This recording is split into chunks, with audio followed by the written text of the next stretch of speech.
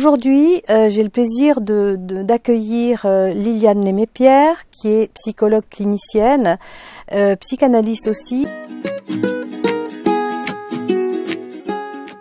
Très souvent, on ne sait pas que le sommeil se base sur des rythmes biologiques. Donc le bébé ou l'enfant n'a pas sommeil à n'importe quel moment. Et très souvent, beaucoup de parents qui viennent dans mon cabinet ne repèrent pas les signes annonciateurs du train de sommeil, du cycle de sommeil.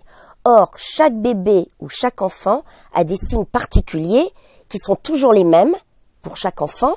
Donc, ça peut être le bâillement, se frotter les yeux, se frotter le lobe de l'oreille, prendre une mèche de cheveux. Ça peut être chez les enfants qui ont un teint transparent, les sourcils, les arcades sourcilières sont rouges. Elle rougeoie, ça fait un peu comme un clignotant. Donc, le tour des yeux qui peut être rouge.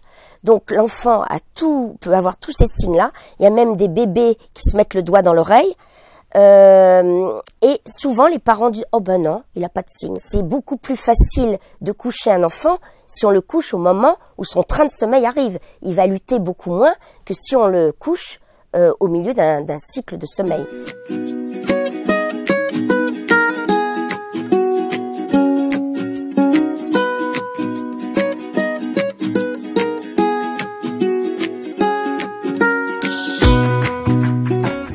Cauchemar, c'est un rêve d'angoisse qui réveille l'enfant. Il y a le loup qui me poursuit. Donc l'enfant croit que c'est réel et a peur. Et là, il faut consoler l'enfant. Alors que les terreurs nocturnes, c'est un sommeil lent, très profond.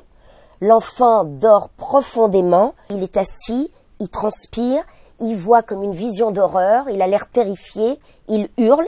Et au bout de quelques minutes, il se rendort tout seul. Très souvent, c'est un manque de sommeil qui fait qu'au lieu de descendre progressivement dans le sommeil lent profond, on passe de l'éveil et on tombe brutalement dans le sommeil profond. Il n'y a pas de progression et ça crée la terreur nocturne.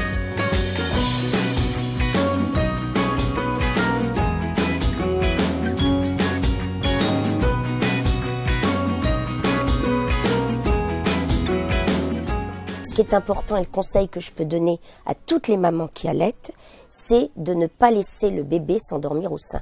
Bon, les premières semaines, les premiers mois encore, mais sinon, après, ne jamais laisser le bébé s'endormir au sein, parce que ce qui est important pour que l'enfant arrive à dormir seul, c'est que il soit séparé de sa maman.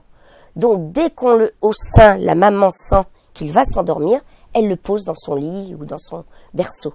Mais ne le laisse pas s'endormir au sein, sinon l'enfant, le bébé, ne développera pas des stratégies pour se débrouiller tout seul et s'endormir seul. Et pendant longtemps, il sera dépendant du sein ou des bras ou du bercement.